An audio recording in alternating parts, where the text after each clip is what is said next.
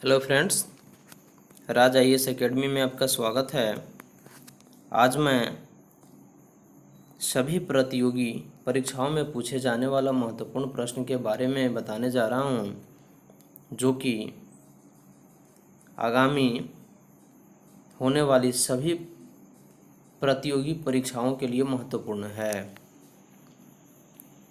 अगर आप मेरे चैनल पर नए हैं तो सब्सक्राइब कर लें और बेल आइकन दबा दें ताकि सभी नोटिफिकेशन आपको मिलता रहे। तो आज का पहला प्रश्न है, नाथुला दर्रा किस राज्य में स्थित है? तो नाथुला दर्रा सिक्किम राज्य में स्थित है।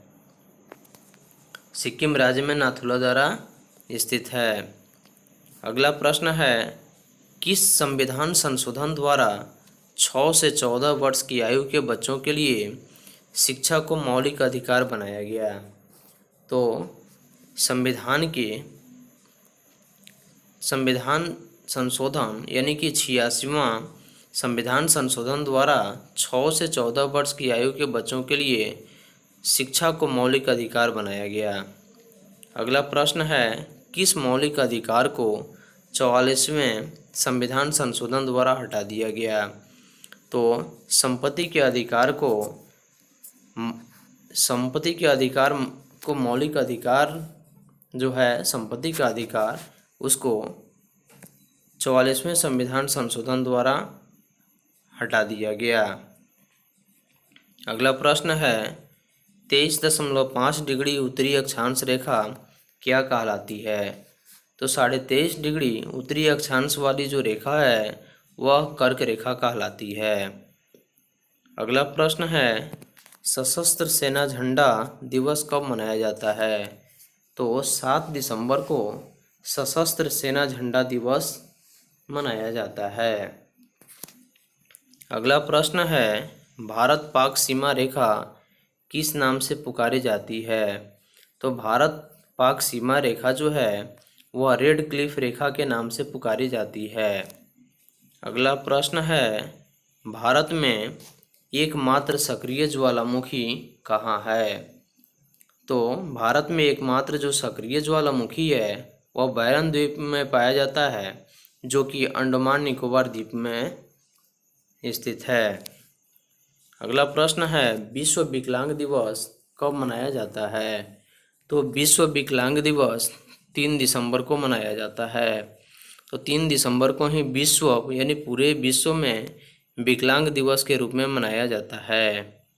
अगला प्रश्न है, होपमैन कप किस खेल से संबंधित है? तो टेनिस से संबंधित है होपमैन कप। अगला प्रश्न है, भारत श्रीलंका के बीच कौन सी खाड़ी है? तो भारत और श्रीलंका के बीच जो खाड़ी है उस खाड़ी का नाम मन्नार की खाड़ी है। अगला प्रश्न है, अरावली पर्वतमाला की सबसे ऊंची चोटी कौन सी है? तो अरावली पर्वतमाला की जो सबसे ऊंची चोटी है वह है आपका गुरु शिखर।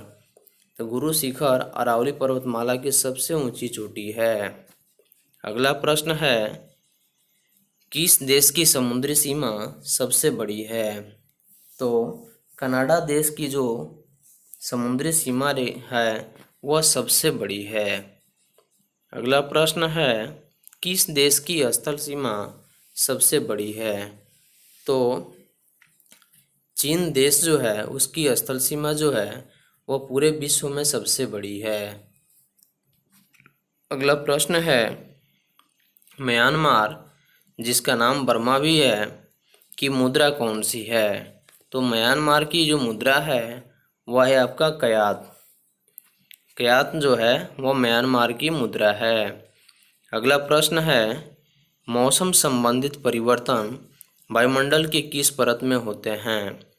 तो वायुमंडल के क्षोभ मंडल में ही मौसम संबंधित परिवर्तन होते हैं। तो वायुमंडल के क्षोभ मंडल जो परत है उसी परत में मौसम संबंधित परिवर्तन यानी कि मौसम संबंधित बदलाव होते हैं। अगला प्रश्न है, संसार का सबसे बड़ा सागर कौन सा है? तो संसार का जो सबसे बड़ा सागर है वह है आपका दक्षिणी चीन सागर। जो कि पूरे विश्व का सबसे बड़ा सागर है। अगला प्रश्न है, गौतम बुद्ध द्वारा 29 वर्ष की आयु में गृह त्याग की घटना क्या कहलाती है? तो गौतम बुद्ध द्वारा 29 वर्ष की आयु में गृह त्याग की जो घटना है वह महाभिनिष्क्रम कहलाती है। यानी कि महाभिनिष्क्रम को ही गौतम बुद्ध द्वारा 29 वर्ष की आयु में गृह त्याग की घटना हुई थी और इसका नाम महाभिनिष्क्रम कहा जाता है। और गौतम बुद्ध ने 29 वर्ष की आयु में अपने गृह को त्याग दिए थे। अगला प्रश्न है, भारत में पंचवर्षीय योजना का अनुमोदन करने वाला सर्वोच्च निकाय कौन सा है? तो भारत में पंचवर्षीय योजना का अनुमोदन करने वाला सर्वोच्च निकाय जो है वह राष्ट्रीय विकास परिषद है।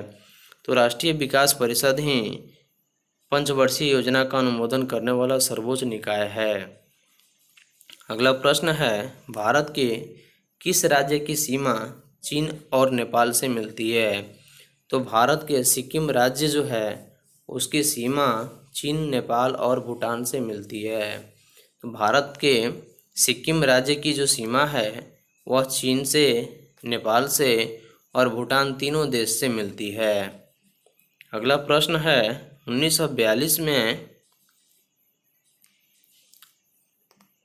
1912 में ऑल हिलाल समाचार पत्र किसने शुरू किया? तो 1912 में ऑल हिलाल समाचार पत्र जो शुरू किया वे थे मौलाना अबुल कलाम आज़ाद। तो मौलाना अबुल कलाम आज़ाद ने 1912 में ऑल हिलाल समाचार पत्र को शुरू किया। अगला प्रश्न है, महान चिकित्सक चरक किसके दरबार में थे? तो महान चिकित्सक चरक जो थे वे कनिष्क के दरबार में थे। अगला प्रश्न है, भारत में मेट्रो पुरुष कौन कहलाते हैं? तो भारत में मेट्रो पुरुष श्रीधरन को कहा जाता है। श्रीधरन ही भारत में मेट्रो पुरुष के नाम से जाने जाते हैं। अगला प्रश्न है, भारत की स्वतंत्रता के समय कांग्रेस अध्यक्ष कौन थे? तो भारत की स्वतंत्रता के समय कांग्रेस के जो अध्यक्ष थे वे थे जेबी कृपलानी।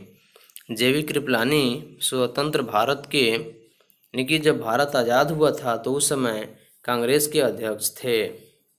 अगला प्रश्न है, कांग्रेस और मुस्लिम लीग के बीच लखनऊ समझौता किस वर्ष हुआ?